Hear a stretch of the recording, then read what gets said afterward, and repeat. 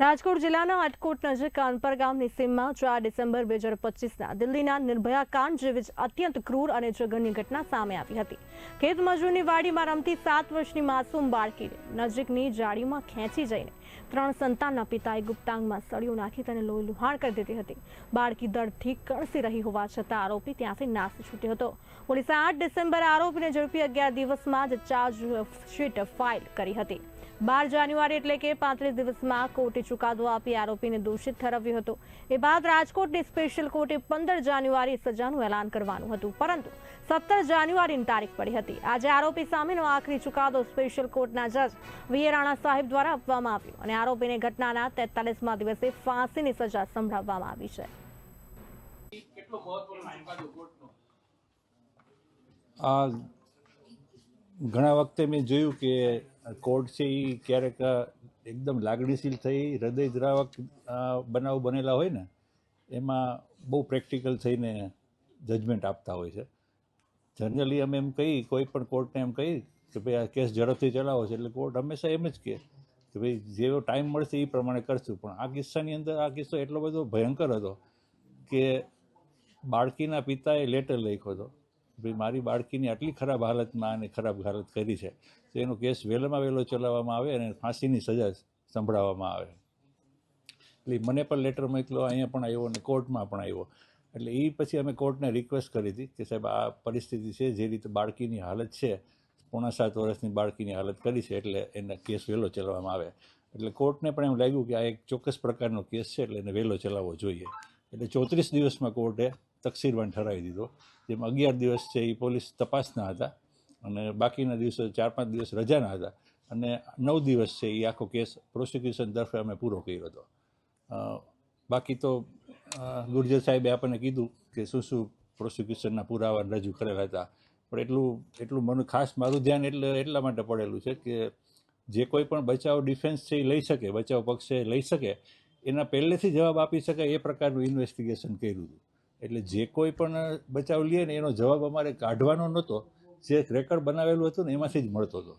એટલે મારા તરફ પ્રોસિક્યુટર તરીકે જ્યારે મારે કોઈ મહેનત કરવી પડી હોય તો એ ખાલી એક જ હતી કે ફાંસીની સજા કરાવવી। ફાંસીની સજા આપણા ભારતના કાયદા મુજબ એવું છે કે રેરેસ્ટ ઓફ રેર કેસ, એટલે ચોક્કસ ઘણા બધા કેસો પછી જો એવું લાગે કે આને ફાંસી, અત્યાર સુધીમાં ભારતમાં ફાંસીની સજા 10-12થી વધારે નહીં થઈ હોય, સિવાય કે ત્રાસવાદી હોય, ટેરરિસ્ટ હોય। તો આ કિસ્સામાં આપણે સાબિત કરવાનું હતું કે રેરેસ્ટ ઓફ રેર કેસ છે, કઈ રીતે કે આ જુદા જ પ્રકારનો કેસ કે જેમાં ફાંસી સંભળાય, જેમાં હત્યા પણ નથી। આ કિસ્સામાં હત્યા નથી, જેમાં બાળકીની હત્યા અને રેપ બંને હોય ને એમાં તો કોર્ટ ફાંસીની સજા કરે જ છે, પણ હત્યા ન હોય ત્યારે કોર્ટને કન્વિન્સ કરાવવાના હતા કે આ કેવી રીતે ફાંસીમાં જાય છે। એટલે એના માટે આપણે કોર્ટને અમારા તરફથી રજૂઆત કરવામાં આવેલી હતી, ખાસ કરીને કે ભાઈ કોઈ પણ આવા 30-32 વર્ષનો માણસ છે જેને એક પત્ની છે, 12 વર્ષની દીકરી છે અને એનાથી નાના 2 બાળકો છે, એટલે એને શરીર સુખ લેવા માટે, માણવા માટે ક્યાંય બીજે જવાની જરૂર નથી, એને પોતાની પત્ની જ છે। પણ છતાંય જ્યારે આવી પરપીડન વૃત્તિવાળા માણસ છે એ 7 વર્ષની ડિફેન્સલેસ બાળકી કે જે પોતાનો બચાવ ન કરી શકતી હોય એને ઉપાડી અને એક જગ્યાએ બેસાડી અને એના ગુપ્ત ભાગોમાં જ્યારે સળિયો, તમે કોઈ ન જોયો પણ અમે તો જોયેલો છે, લગભગ 0.5 ફૂટનો સળિયો, 9 થી 10 ઇંચ થાય એવડો સળિયો એને 7 વર્ષની બાળકીના ગુપ્ત ભાગમાં ભરાવ્યો। તમે વિચાર તો કરો કે એ બાળકીની હાલત ત્યારે શું હશે। એટલે એ જ અમે રજૂઆત કરી હતી કે સાહેબ એક ક્ષણ માટે આપણે કલ્પના જ કરવાની છે કે આ બાળકીની હાલત શું હશે કે એ સમયે એને આ બાળકીએ આરોપીના વાળ પકડી અને એટલી જોશથી રાડ પાડીને ખેંચેલા કે વાળનો જથ્થો બનાવ સ્થળે મળી ગયો હતો।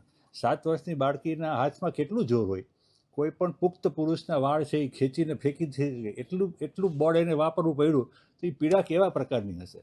એટલે આ પ્રકારના જ્યારે વ્યક્તિ હોય ને તો એને આમ સેક્સ્યુઅલ માણસ ન કહી શકાય, આ એવા પ્રકારના કે જેને આપણે પરપીડન વૃત્તિ જેને કહીએ ને કે એને પરવર્ટ માણસ કે જેને કોકને હેરાન કરી, કોકને પીડા પહોંચાડવામાં જ રસ હોય, તો આવો માણસ સમાજમાં હોય કે બહારગામ હોય કે જેલમાં હોય, કામ એનું એ જ છે કે કેમ કોકને પીડા પહોંચાડવી। એટલે આવો માણસ છે તો એ બહાર નીકળે તોય બધા એને હેરાન કરવાનો છે, પત્ની બાળકો એ બધા એને ક્યારેય મળવા નથી આવ્યા 34 દિવસ સુધી। એટલે આ બનાવ જોઈને પત્ની બાળકો પણ એને મૂકીને જતા રહે છે। એટલે હવે એના જીવનમાં કોઈને ધ્યાન રાખવા જેવું કે કોઈના માટે કમાઈને સરખું દેવાનું કોઈ પરિબળ વધતું નથી। એટલા માટે જેલમાં રહીને પણ આ માણસ આ જ કરવાનો છે, અને અંતિમ શ્વાસ સુધીની સજા કરવામાં આવે ને તો પણ અપૂરતી છે. અને સુપ્રીમ કોર્ટ કહે છે કે સજા હંમેશા પૂરતી હોવી જોઈએ, વધુ પણ ન હોવી જોઈએ અને ઓછી પણ ન હોવી જોઈએ. આ કિસ્સામાં મેં કોર્ટને કન્વિન્સ કરાવેલા કે ભાઈ આ પ્રકાર ફાંસીની સજા છે એ એક જ છે જેને આપણે પૂરતી ગણી શકાય, અને કોર્ટે એ વાત માનેલી છે. ફાંસીની સજા રાજકોટના ઇતિહાસમાં સૌથી ઝડપી ચુકાદો છે ફાંસીનો, કે આની પહેલા પણ આનાથી ઝડપી કોઈ ચુકાદો આવ્યો છે? ફાંસીનો ચુકાદો તો મેં લીધેલો છે 5 વર્ષ પહેલાં કોરોના કાળમાં. એમાં પણ 3 વર્ષની બાળકી ઉપર રેપ અને મર્ડર બંને હતું, અને કોર્ટે એને ફાંસીની સજા કરેલી, રમેશ ડેડુકિયા. પણ ઝડપી ચુકાદો રાજકોટમાં પહેલો છે. બીજા જગ્યાએ થયેલા હશે, આપણને ખબર ન હોય, પણ રાજકોટમાં તો આ 41 દિવસની અંદર પૂરું જેલમાં પાછો વયો ગયો, બધું પૂરું થઈ ગયું, એવો આ પહેલો કેસ છે. આ પ્રક્રિયા કેટલા દિવસમાં પૂરી થતી હશે અને ફાંસીની સજા થતી હશે? ઓવરઓલ પ્રક્રિયાનો સમય આગળની પ્રક્રિયા ફાંસીની સજા આજે ડિક્લેર થઈ. હવે આપણો કાયદો એવો છે કે ફાંસીની સજા કરવામાં આવે ને ત્યારે હાઈકોર્ટ પહેલાં એને કન્ફર્મ કરે કે આ ફાંસીની સજા બરોબર છે કે નહીં.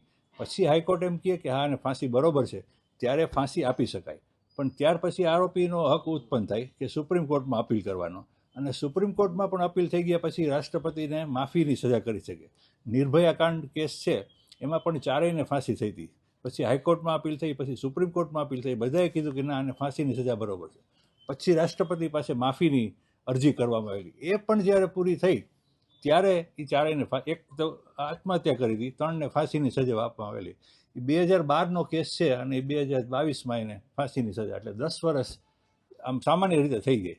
3 જણા હતા ને આટલો આખા દેશમાં હચમચાવી દીધું હતું, એટલે 10 વર્ષમાં પૂરું થઈ ગયું. પણ મેં જે 2020માં જે ફાંસીની સજા કરાવી એને હજી ફાંસી થઈ નથી, એ હાઈકોર્ટમાં હજી એનું પેન્ડિંગ છે. સર, ડેડુકિયાને જ્યારે સજા સાંભળવામાં આવી ત્યારે તે ઢીલો પડ્યો હતો. આ કેસમાં આરોપી ઢીલો પડ્યો હતો કે એને કંઈ અફસોસ કે કંઈ ઢીલો પડવું કે એવું કંઈ હતું જ નહીં? એ પહેલેથી જ કે ઢીલો દેખાણો જ નથી, કારણ કે મેં તો એવું પહેલી વાર જોયું કે આવડો ભયંકર ગુનો કરી અને પોલીસ કસ્ટડીમાં હોય અને એ કસ્ટડી દરમિયાન પોલીસ ઉપર હુમલો કરે, તો એને તો કેવા પ્રકારનો માણસ ગણવો કે આપણે માણસ જ ન કહી શકાય, કે એને કંઈ ખબર જ નથી કે હું માણસ છું. એટલે એ પોલીસ ઉપર હુમલો કર્યો હતો. પોલીસે પછી સામે પોતાના બચાવમાં એ ભાગી ન જાય એના માટે થઈને ગોળીબાર કરવો પડ્યો, એને પકડી લીધો. ના, એ તો જ્યારે સજા અંગે દલીલો થતી હતી ને ત્યારે કોર્ટે એમને પણ પૂછ્યું હતું કે જો આમાં તમારે કંઈ કહેવું હોય તો બોલો, કે તમારી સામે ફાંસીની સજા કરી શકે એટલે આટલા પરિબળો છે અને ન કરી શકાય એવા આટલા પરિબળો છે. હવે તમારું શું કહેવું છે? પ્રોસિક્યુશન તરફે આ દલીલ થઈ છે, તમારા બચાવ પક્ષના વકીલે આ દલીલ કરી છે, હવે તમારે કંઈ કહેવું હોય તો કહો. તો એ જે કહેતો હતો ને એમાંય કંઈ કોઈ લાગણી હોય કે કંઈ અફસોસ હોય કે કંઈ ઢીલો પડ્યો હોય એવું નહોતું લાગતું. કે ના સાહેબ એવું કંઈ નથી, કે મેં તો આવું કંઈ કર્યું નથી. એટલે એમાં જરાય અફસોસની લાગણી એવી દેખાણી નહીં કોઈને. આખી કોર્ટ ભરચક હતી કે આ માણસ શું કહે છે અને કોર્ટ એને કઈ રીતે એનું મૂલ્યાંકન કરે છે. પણ એ ક્યાંય જરા એવું લાગ્યું નહીં કે આને ફાંસી ન થવી જોઈએ. ત્યારે બધા વકીલો બહાર નીકળે ને ત્યારે જ બધાને એમ થયું કે આને આટલી પરિસ્થિતિ થઈ ગયા પછી પણ આના ચહેરા ઉપર કે અફસોસ કે એવું કંઈ નથી. ના, એને સરકારે આપેલા, સરકાર તરફથી જે ગરીબ માણસ સાવ હોય જે ન રાખી શકે. આટકોટ પોલીસ સ્ટેશન વિસ્તારમાં 8 તારીખે એક પોક્સોનો અને રેપનો બનાવ બન્યો હતો, જેમાં ભોગ બનનાર બાળકી 7 વર્ષની હતી અને આ દુષ્કર્મ દરમિયાન આરોપીએ બાળકીના ગુપ્તાંગોમાં સળિયો નાખ્યો હતો અને 4-5 દિવસની સારવાર પછી બાળકી મેન્ટલી અને ફિઝિકલી હોશમાં આવી હતી. રાજકોટ સિવિલ હોસ્પિટલમાં એની સારવાર ચાલુ હતી. આ કેસમાં ગુજરાત રાજ્યના માનનીય મુખ્યમંત્રી શ્રી, માનનીય નાયબ મુખ્યમંત્રી શ્રીના માર્ગદર્શન હેઠળ માનનીય ડીજીપી શ્રી અને રાજકોટ રેન્જના વડા શ્રી અશોકકુમાર સાહેબના નિર્દેશ અનુસાર આ કેસની તપાસ એએસપી સુશ્રી સિમરન ભારદ્વાજને આપવામાં આવી અને તમામ ફોરેન્સિક પુરાવા, તમામ ટેકનિકલ પુરાવા, તમામ મેડિકલના પુરાવા, તમામ શાહિદોના સ્ટેટમેન્ટ લેવાના, ઓળખ પરેડ કરાવવાના, 183ના સ્ટેટમેન્ટ કરાવવાના તમામ કાર્યવાહી કરી 19 તારીખે 12 દિવસમાં નામદાર કોર્ટમાં ચાર્જશીટ રજૂ કરવામાં આવી. ચાર્જશીટ રજૂ કર્યા પછી નામદાર કોર્ટને સરકાર તરફે ડીજીપી શ્રીના મારફતે અને ભોગ બનનાર દીકરીના પરિવાર તરફે રિક્વેસ્ટ કરવામાં આવી કે આ કેસમાં સુનવાઈ ઝડપથી પૂરી થાય અને ઝડપથી ચુકાદો આવે, તાકી આ આરોપીને સખ્તથી સખ્ત સજા મળે. અમારી રિક્વેસ્ટના ધ્યાનમાં રાખીને, ભોગ બનનાર પરિવારની રિક્વેસ્ટના ધ્યાનમાં રાખીને કોર્ટે ડે ટુ ડે આ કેસને ચલાવવાનો હુકમ કર્યો. અને આપણા રાજકોટના ડીજીપી શ્રી વોરા સાહેબ અને એની મદદમાં શ્રી પ્રશાંત પટેલ એપીપી, એસકે વોરા સાહેબ અને પ્રશાંત પટેલ સાહેબ એ બંને જેટલા પુરાવા ચાર્જશીટમાં સબમિટ કર્યા હતા અને કોર્ટ સમક્ષ પ્રોપર તરીકાથી રજૂ કર્યા. તમામ મેડિકલ પુરાવાની, ફોરેન્સિક પુરાવાની વ્યવસ્થિત ચકાસણી કરી. કોર્ટ સામે જેટલા આમાં શાહેદ હતા આના ક્રોસ ક્વેશ્ચન્સ, આની જુબાની સબમિટ કરાવવાનો તમામ કામ ફિક્સ સમયમાં કમ્પ્લીટ કર્યો. અને તમામ પુરાવાને ધ્યાનમાં રાખીને આ દરમિયાન કોર્ટમાં ભોગ બનનાર બાળકીનો અને જો બીજા બાળક ભોગ બનનાર બાળકી સાથે રમતા હતા એનો પણ કોર્ટમાં સ્ટેટમેન્ટ લેવામાં આવ્યો. અને આ બાળકી જો 1 મહિના પહેલાં અત્યાચારથી ગુજરી હતી, આ બહુ સારી રીતે કોર્ટમાં જુબાની આપી અને આ તમામ જુબાનીઓને પ્રોપર તરીકાથી ડીજીપી શ્રી કોર્ટમાં રજૂ કરી.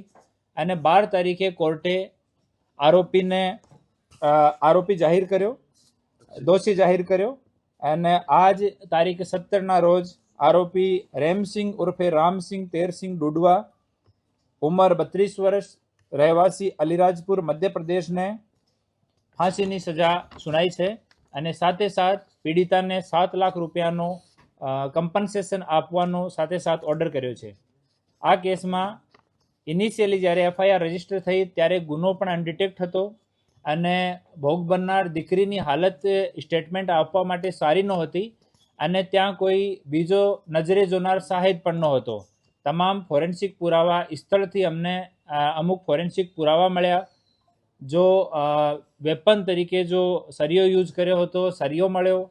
અને સ્થળથી અમને બાયોલોજિકલ ફોરેન્સિક પુરાવા મળ્યા. આ તમામની વ્યવસ્થિત ચકાસણી સુશ્રી સિમરન ભારદ્વાજ એએસપીના નેતૃત્વમાં આ ટીમ ટૂંક સમયમાં કરી અને પછી આ પુરાવાને સારી રીતે કોર્ટ સમક્ષ રજૂ કરીને આજે 41 ડેઝમાં એફઆઈઆરથી ટોટલ 41 ડેઝમાં આજ અમને આરોપીને ફાંસીની સજા મળી છે. આમાં જિલ્લા પ્રશાસનના તમામ અંગો તરફથી મેડિકલ હોય કે એક્ઝિક્યુટિવ મેજિસ્ટ્રેટ હોય, એફએસએલ હોય, આ તમામ અમે પ્રાયોરિટી માટે રિક્વેસ્ટ કરી હતી અને તમામ જો વિભાગો છે એ પણ આમાં બહુ સકારાત્મક સહયોગ આપ્યો હતો.